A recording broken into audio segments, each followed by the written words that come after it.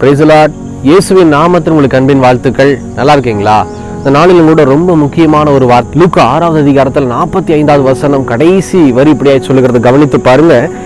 இருதயத்தின் நிறைவினால் அவனவன் வாய் பேசும். ஆண்டவர் நமக்கு சொல்றாரு, இருதயத்தின் நிறைவினாலதான் நம்முடைய வாய் பேசுது. அதுதான் உண்மை. ஏன் கெட்ட வார்த்தை நம்ம பேசுறோம்? ஏன் கெட்ட காரியத்தையே குறித்து நம்ம பேசிக்கிட்டு சிந்திச்சுக்கிட்டு இருக்கோம் அப்படின்னா, நம்முடைய இருதயத்தின் நினைவு முழுசா அதில் தான் இருக்கு. அதை நம்ம முதல்ல திருத்தி கொள்ள வேண்டும்.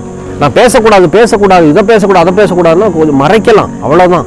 இவங்க முன்னாடி பேசக்கூடாது, அவங்க முன்னாடி பேசக்கூடாதுன்னா கொஞ்ச நாள் மறைக்கலாம். அதாவது ஒரு வார்த்தை சொல்லுவாங்கல்ல, பல நாள் திருட ஒரு நாள் அகப்படுவான்னு சொல்லி, அந்த மாதிரி தான் நம்முடைய இருதயத்தில் நம்ம சுத்தம் பண்ணல அப்படின்னா, இந்த அசுத்தமான பேச்சு, அசுத்தமான காரியங்கள் நம்ம இருதயத்தில் ஓடிக்கொண்டு இருக்குமானால் கண்டிப்பா ஒரு நாள் அது பிரதிபலிக்கும், வெளியில வந்துடும். வாயின் வார்த்தையில வெளியில வந்துடும். உள்ளுக்குள்ள ஒண்ணு வச்சுட்டு வெளியில ஒண்ணு சிரிச்சு பேசுறோம் அப்படின்னா அது ஆசீர்வாதம் அல்ல.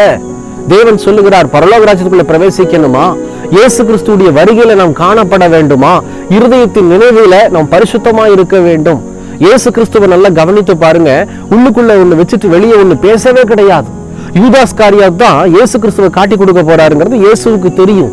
ஆனா தெரிந்தும் கூட உள்ளத்தின் ஆழத்திலிருந்து யூதாஸ் காரியத்தை விட்டு கொடுக்கல, யூதாஸ் காரியத்தை குறை பேசல, யூதாஸ் காரியத்து மேல எரிச்சல் உண்டாகல. துரோகம் செய்து, அதாவது கூடவே இருந்து காட்டி கொடுக்கிற யூதாஸ் காரியத்தை கூட இயேசு கிறிஸ்து வெறுக்கவில்லை, உண்மையாய் நேசித்தார். அதுதான் வாழ்க்கை. இன்னைக்கு இயேசு கிறிஸ்துடைய பிள்ளைகளாய் நாம் காட்சி அளிக்கிறோம், கிறிஸ்தவர்கள்னு சொல்லிக்கிறோம். ஆனா உள்ளுக்குள்ள ஒண்ணு வச்சுட்டு வெளியே ஒண்ணு பேசி சிரிச்சு நாமே ஏமாத்தி கொண்டு இருக்கிறோம். பிரியமான ஜனமே, இந்த மாதிரி வசனத்தின்படி நம்ம வாழல அப்படின்னா கர்த்தருடைய வருகையில நாம் காணப்பட முடியாது. தயவு செய்து மாற்றிக்கொள்ளுங்க, திருத்தி கொள்ளுங்க.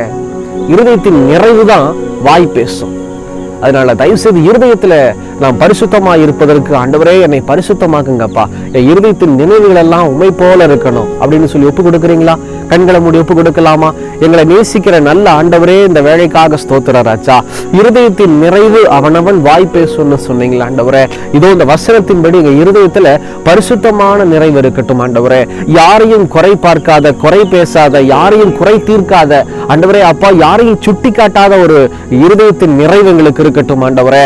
அப்பா, உண்மை போல வாழ எங்களை அர்ப்பணிக்கிறோம்னு சொல்லி அர்ப்பணிக்கிற பிள்ளைகளை கண்ணோக்கி பார்த்து கர்த்தர் அவர்களை ஆசீர்வதிப்பீராக. நாங்க பேசுற ஒவ்வொரு வார்த்தையும் ஆண்டவரே உம்முடைய நாமத்தின் மகிமைக்காக இருக்கட்டும் ராஜா.